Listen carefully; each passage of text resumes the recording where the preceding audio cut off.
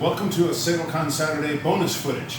So last week we looked at just working basic punches on the bag, getting the two knuckles aligned properly, pushing through from the hip and rotation and continuous motion on the bag.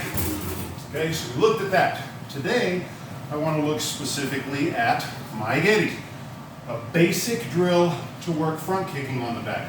Now, we can do front kicking on a makiwara. Turn this a little. We can do our front kicks on makiwara. Didn't turn it enough. There we go. We can work front kicks on the makiwara. You can place a lower pad, hitting with the ball of the foot, working on foot position and extension, making sure to get all four positions of the kick. We can do the kicks on the board as well as you build up. And it should be a stabbing motion coming from the chamber, extension, rechamber, little push of the hip with whatever level of power and snap you choose to put on the board. We can do that. But typically a better option for working the front kick, so I'm not bruising up my foot. It's okay if I bruise my knuckles a little, but if I have to walk around all day and I have bruised ball of the foot, or if I hit wrong with my toes. But if you start gradually on the makiwara and do it slowly and build up, it's still okay. Working for technique first, then on a pad for impact, then on the board. You can build up, okay? And I have a whole section of that. If you go back to early videos, maybe I'll link it again here below, on makiwara training that I did 20 plus years ago, where I include kicks on the makiwara and some tips about that. So I'll go back and link that again. But for today, we're gonna look at the bag. So we had basic punches on the bag, as I said last time. This time, my geri. So I'm gonna take again, let's try it from this angle, my basic Zenkutsu fighting stance, Zenkutsu dachi, but a little more relaxed, where I can move. The key here is to work on getting a good poke into the bag and making sure I chamber and rechamber on each kick. So to start with, slowly, I'm going to just work on that, okay? And then I can stop the bag, reset, come back into my fighting stance after each kick. Now, coming back into my stance, rechambering, maintaining balance. There are a lot of styles where they kick and fall and then adjust back. I don't like to do that. I don't ever want to fall out of my technique. My focus is on doing a technique cleanly and controlling intentionally where I place my foot down after. Because I may have to kick this guy here and then turn around and face this guy. And if I'm not intentional about my foot placement, then the hop and adjust, that's just too much time wasted, position wasted, balance wasted, etc. Okay? So, fighting stance, chamber, extend, rechamber, come back to start with.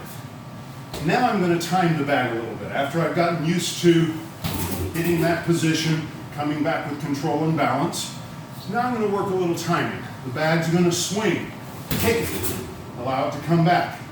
As it's coming in, kick it, allow it to come back. As it's coming in, same thing again. So I'm working my timing with the bag swing. How does that help? Recognition of opponent movement, okay? To bring my leg up and kick. Now I may do the same thing, come a little closer, kicking off my lead leg, where I rock back.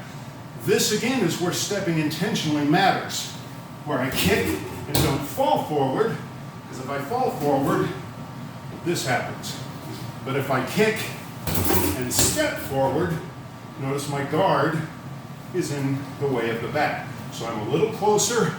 My distance is determined by my back foot as I come back. I'm too close for a front leg, for a rear leg kick. But from this distance, in close with my opponent, where I'm working here, I can rock back and lift the knee and get a front kick. So now, front kick off the front leg, step forward guard.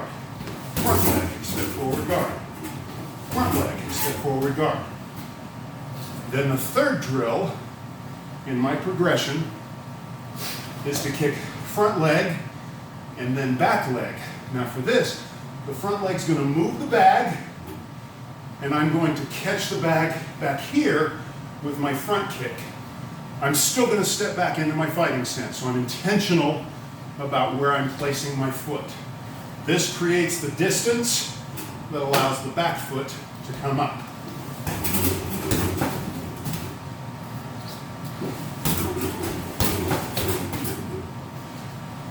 I stepped forward that time. See, I wasn't intentional. My mistake.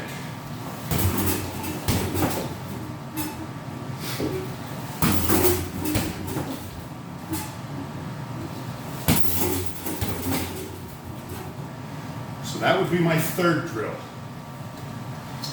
Now, in addition, when we go back and do drill 1B, back foot kick. Notice again, this foot now determines my back distance, as opposed to front leg kick, back leg determines distance. Back leg kick, front leg determines distance. So now, to work more power, I'm going to kick back leg, step forward. And again, important, my guard stays up as I kick. And I'm stepping intentionally toward the bag with my guard up. From that position, I would follow up with hands for a front leg kick and come back again. So, work with, I'm breathing hard. I must be old and out of shape. Work with adjusting distance according to which foot's going to kick. Work with getting your foot placement, chamber and rechamber correct. Kicking off the back leg, stepping back. Kicking off the back leg, stepping forward. Closer, kicking off the front leg.